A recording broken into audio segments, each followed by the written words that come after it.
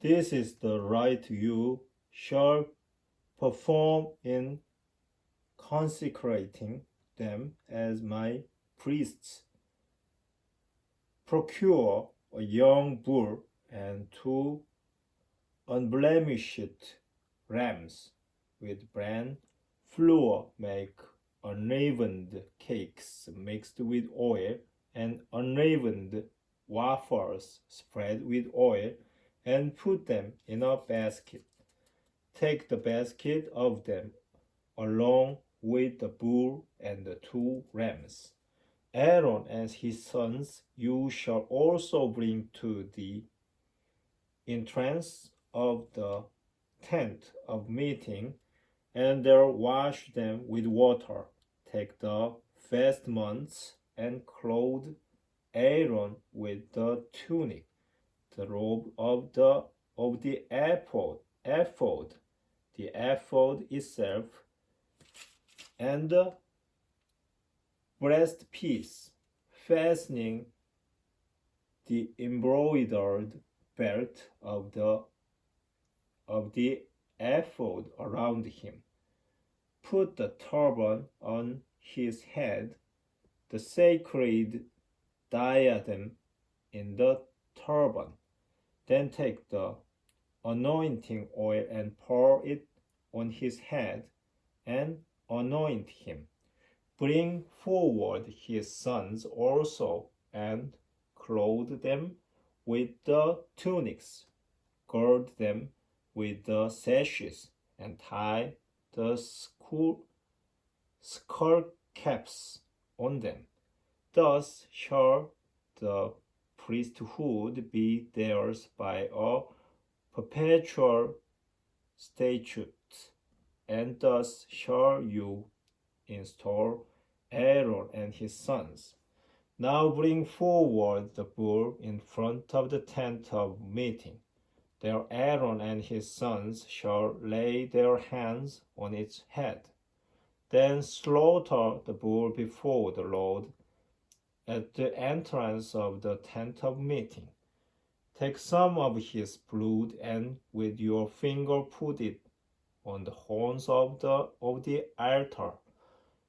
All the rest of the blood you shall pour out at the base of the altar. All the fat that covers its inner organs, as well as the lobe of its liver and its 2 kidneys, together with the fat that is on them, you shall take and burn on the altar. But the meat and the hide and dung of the bull you must burn up outside the camp, since this is a purification offering. Then take one of the rams, and after Aaron and his sons have laid their hands on its head, slaughter it. The blood you shall take and splash on all the sides of the altar. Cut the ram into pieces. You shall wash its inner organs and shanks and put them with the pieces and with the head. Then you shall burn the entire ram on the altar, since it is a burnt offering, a sweet-smelling oblation to the Lord. After this, take the other ram, and when Aaron and his sons have laid their hands on its head, slaughter it. Some of its blood you shall take and put on the tip of Aaron's right ear, and on the tips of his sons' right ears, and on the thumbs of their right hands, and the great toes of their right feet. Splash the rest of the blood on all the sides of the altar. Then take some of the blood that is on the altar, together with some of the anointing oil, and sprinkle this on Aaron and his vestment, as well as on his sons and their vestments. that he and his sons and their vestments may be sacred. Now from this ram you shall take its fat, its fatty tail, the fat that covers its inner organs, the lobe of its liver, its two kidneys with the fat that is on them, and its right thigh, since this is the ram for installation. Then out of the basket of unleavened food that you have set before the Lord, you shall take one of the loaves of bread, one of the cakes made with oil, and one of the wafers. All these things you shall put into the hands of Aaron and his sons, so that they may raise them as an elevated offering before the Lord. After you receive them back from their hands, you shall burn them on top of the burnt offering on the altar as a sweet smelling oblation to the Lord. Finally, take the brisket of Aaron's installation ram and raise it as an elevated offering before the Lord. This is to be your own portion.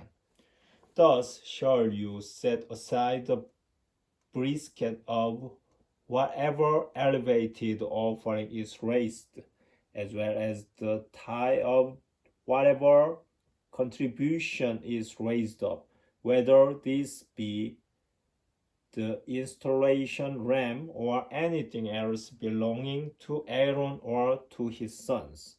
Such things are due to Aaron and his sons from the Israelites by a perpetual statute as a contribution. From their communion offerings too, the Israelites shall make a contribution, their contribution to the Lord.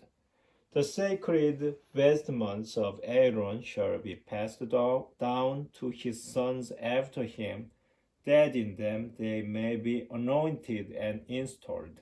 The son who succeeds him as priest and who is to enter the tent of meeting to minister in the sanctuary shall be clothed with them for 7 days. You shall take the installation ram and boil its meat in a holy place.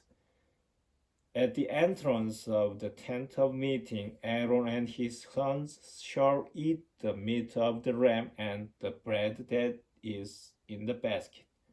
They themselves are to eat of these things by which atonement was made at their installation and consecration.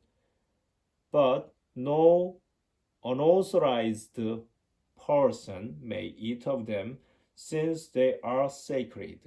If some of the meat of the installation sacrifice or some of the bread remains over on the next day, this remnant you must burn up. It is not to be eaten, since it is sacred. Carry out all these commands in regard to Aaron and his sons, just as I have given them to you. 7 days you shall spend installing them, sacrificing a bull each day as a purification offering to make atonement. Thus you shall purify the altar by purging it, and you shall anoint it in order to consecrate it. 7 days you shall spend in purging the altar and in consecrating it. Then the altar will be most sacred, and whatever touches it will become sacred. Now this is what you shall regularly offer on the altar: 2 yearling lambs as the sacrifice established for each day, 1 lamb in the morning and the other lamb at the evening twilight. With the first lamb, there shall be a tenth of an ephah of bran flour mixed with a fourth of a hin of oil of crushed olives, and as its libation, a fourth of a hin of wine.